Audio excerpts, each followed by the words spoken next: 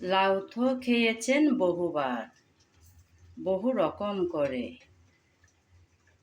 লাউ চিংড়ি কিংবা বিভিন্ন ধরনের নিরামিষ রান্না করে, হয়তোবা নানান ধরনের মাছ দিয়ে।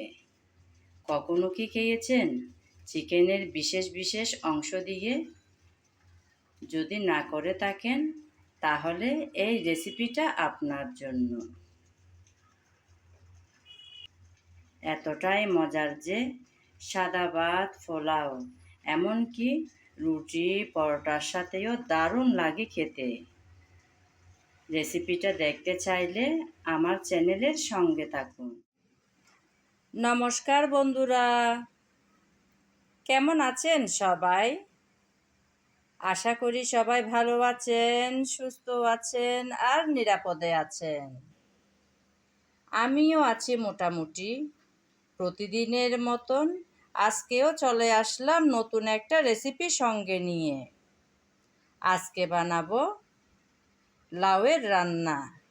তাই একটা লাউ নিয়েছি। প্রথমে আমি এই লাউ কেটে ধুয়ে পরিষ্কার করে তারপর চলে আসবো আপনাদের মাঝে। লাউ কেটে ধুয়ে পরিষ্কার করে নিয়েছি। আমি এরকম ডুমু ডুমু সাইজ করে কেটে নিলাম। আজকের লাউ রান্না করব আমি চিকেনের বিশেষ বিশেষ অংশ দিয়ে। তাই এখানে একটা চিকেনের বিশেষ বিশেষ অংশগুলো কেটে ধুয়ে পরিষ্কার করে নেওয়া হয়েছে। চলুন বন্ধুরা, এবার চলে যাওয়া যাক রান্নায়। আজকের রান্নাটা বসানোর জন্য চুলায় একটা প্যান বসিয়ে দিলাম। তাতে দিলাম পরিমাণ মতন তেল।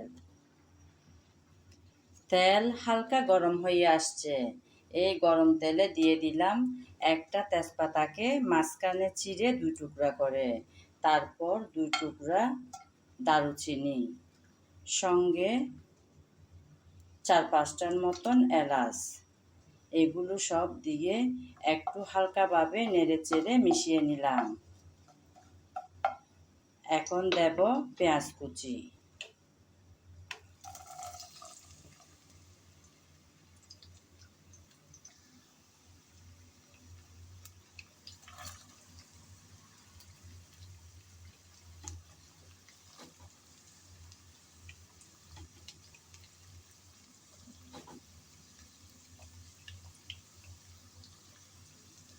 পেঁয়াজ কুচি দিয়ে হালকা ব্রাউন কালার করে নেড়ে চেড়ে ভেজে নেব।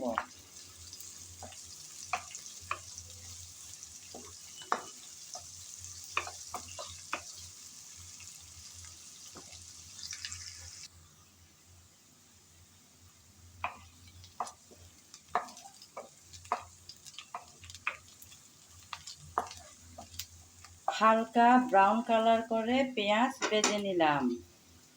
এখন দিয়ে দেব আদা আর রসুন বাটা।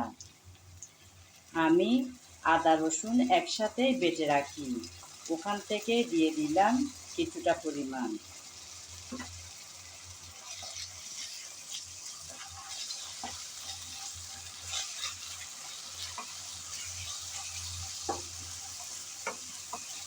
আদা রসুন বাটা দেওয়ার পর নেড়ে চেড়ে পেঁয়াজের সাথে ভেজে নিতে হবে, যেন আদা রসুনের কাঁচা গন্ধটা চলে যায়।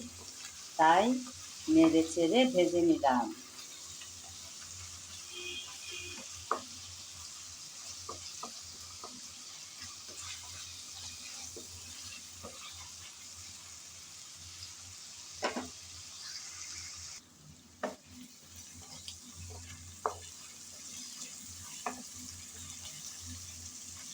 আদা রসুন পেঁয়াজ ভালোভাবে ভাজার পর এখন দিয়ে দেব হলুদ,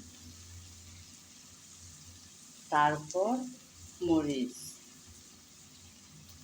ঝালটা আপনারা আপনাদের পছন্দ মতন দেবেন। আমিও দিয়ে দিলাম আমার পছন্দ মতন। এবার দেব জিরা, ধনিয়া, গরম মশলা সব একসাথে গুঁড়ো করা পাউডার। তারপর স্বাদ মতন লবণ।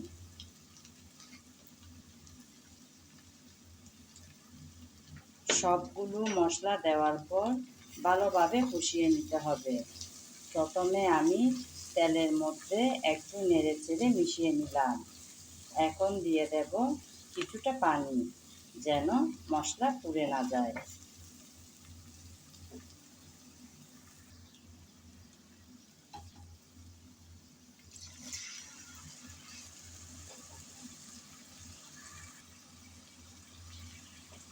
কিছুটা পানি দিয়ে মশলা ভালোভাবে কষিয়ে নিতে হবে।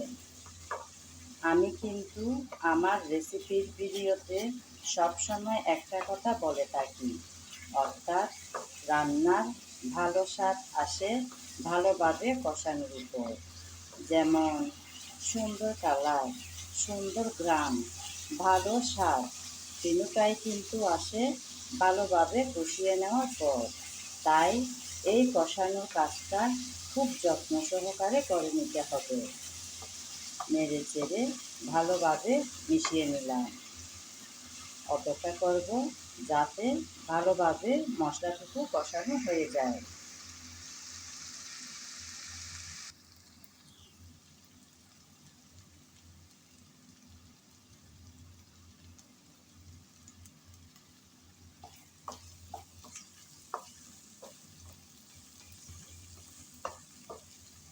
কিছুক্ষণ সময় নিয়ে মশলা ভালোভাবে কষিয়ে নিলাম।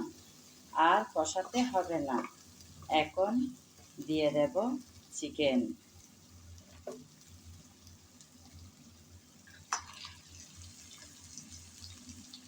চিকেনটুকু দিয়ে ভালোভাবে কষিয়ে নিতে হবে।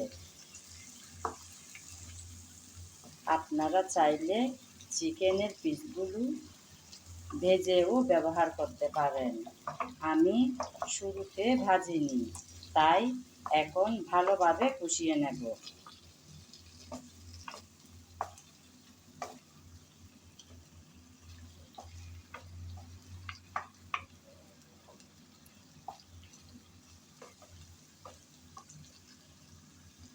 নেড়ে চেড়ে ভালোভাবে একটু মিশিয়ে নিয়েছি।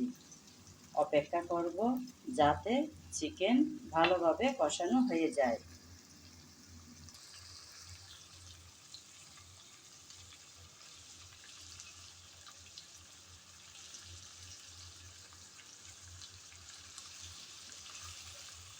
কিছুক্ষণ সময় নিয়ে চিকেন ভালোভাবে কষিয়ে নিলাম। এর মধ্যে আমি দুই একবার এসে ভালোভাবে নেড়েচেড়ে কষিয়ে নিয়েছি। আর কষাতে হবে না। একটু নেড়েচেড়ে ভালোভাবে মিশিয়ে নিলাম। এবার দিয়ে দেব লাউ। চিকেনের কষানোটা একদম ঠিকঠাকভাবে কষাতে হবে, তাহলেই সুন্দর রান্না আর খেতেও হবে অসাধারণ। ঘ্রাণে, গন্ধে, স্বাদে একদম অতুলনীয় হবে। সেজন্য যত্ন সহকারে এই চিকেন ভালোভাবে কষিয়ে নিতে হবে।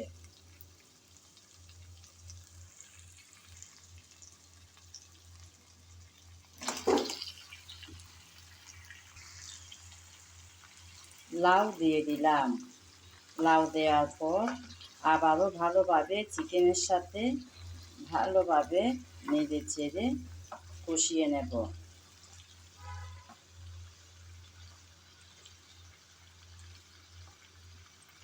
আমার এক হাতে হাতা আর অন্য হাতে মোবাইল, তাই ভালোভাবে নাড়াচাড়াটা দেখানো সম্ভব হচ্ছে না।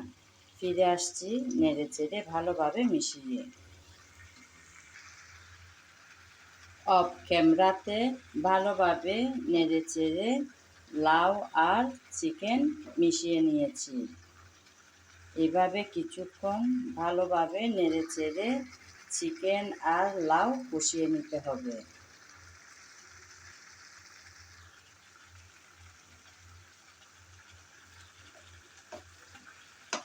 কিছুক্ষণ পর পর অনবরত নেড়েচেড়ে কষানোর কাজটা করে নিতে হবে, কেননা এই রান্নার মধ্যে এখনো অবধি পানির ব্যবহার হয়নি, তাই নিচে লেগে যাওয়ার সম্ভাবনা থাকতে পারে।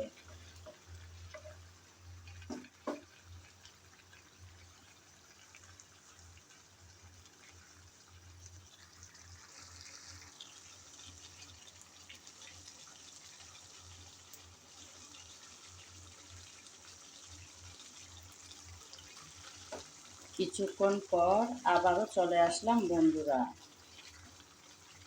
আবারও একটু নেড়ে চেড়ে ভালোভাবে কষিয়ে নেব।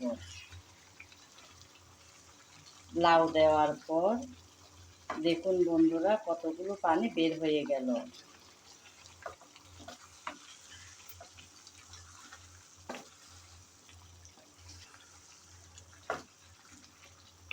ভালোভাবে নেড়ে চেড়ে মিশিয়ে নিলাম। এখন দিয়ে দেব কয়েকটা কাঁচামরিচ রেখেছি সেগুলো। ঝালটা আপনারা আপনাদের পছন্দ মতন দেবেন। কাঁচামরিচ দিয়ে এখন কয়েক মিনিটের জন্য ঢেকে রান্না করে নেব।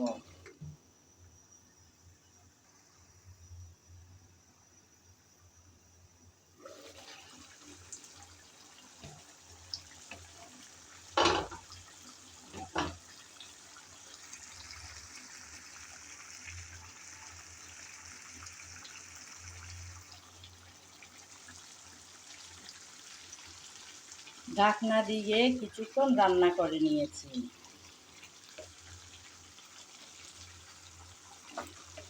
এখন আসলাম ঢাকনা উঠিয়ে একটু ভালোভাবে নেড়ে চেড়ে মিশিয়ে নেব বলে।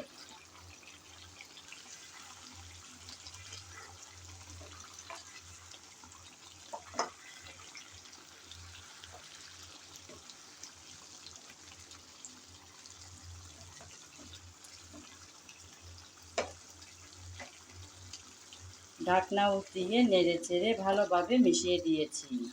এখন কিছুটা পানি দেব।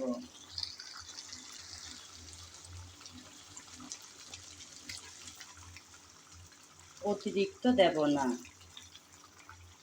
একদম সামান্য পরিমাণ পানি দিয়েছি যেন চিকেন আর লাউ ভালোভাবে সিদ্ধ হয়ে আসে। পানি দেওয়ার পর আবারও একটু নেড়ে চেড়ে মিশিয়ে নিলাম। পানি কিন্তু অতিরিক্ত দেওয়া হবে না, এরকম গায়ে গায়ে একটু আছে সেভাবে দিলাম। লাউয়ের যে পানি বের হয়েছে সে পানি দিয়ে কিন্তু রান্না অনেকটাই হয়ে আসবে। তারপরেও কিছুটা পরিমাণ দিলাম যেন ভালোভাবে লাউ আর চিকেন সিদ্ধ হয়ে আসে। এবার ঢাকনা দিয়ে রান্না করে নেব বেশ কিছুটা সময়। ফিরে আসবো কিছুক্ষণ পর।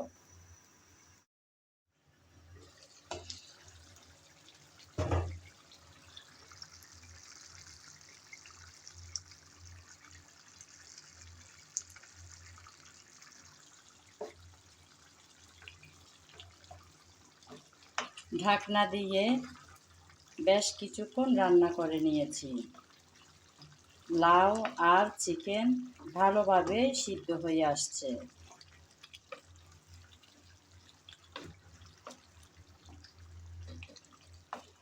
শুরুতেই ভালোভাবে সময় ধরে কষিয়ে নিলে অনেকক্ষণ যাবৎ রান্না করতে হয় না, সে কষানোর মধ্যেই অনেকটাই নরম হয়ে আসে। একবার নেড়েচেড়ে মিশিয়ে নিলাম। এবার দিয়ে দেব কিছুটা গরম মশলার পাউডার।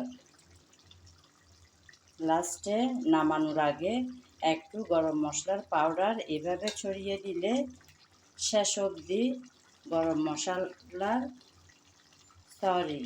শেষ অবধি গরম মশলার স্ট্রং ফ্লেভারটা বজায় থাকে। তাই এখন একটু দিয়ে দিলাম।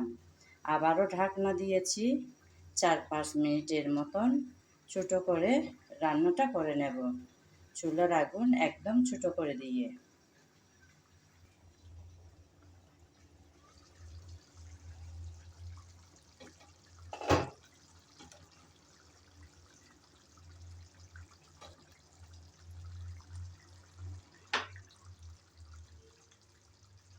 কিছুক্ষণ পর চলে আসলাম বন্ধুরা।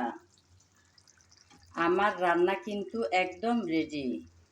আমি লাস্টের দিকে কিছুটা গরম মশলার পাউডার দিয়ে 4-5 মিনিটের মতন চুলাটা একদম ছোটো করে বসিয়ে রেখে গিয়েছিলাম। এখন একদম রেডি হয়ে গেল। দেখুন বন্ধুরা, কি সুন্দর দেখতে লাগছে এই লাউয়ের রান্নাটা।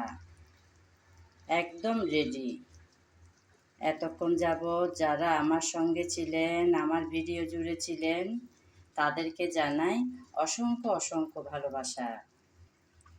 আগামী ভিডিও দেখার আমন্ত্রণ জানিয়ে আজ এখানেই বিদায় নিলাম।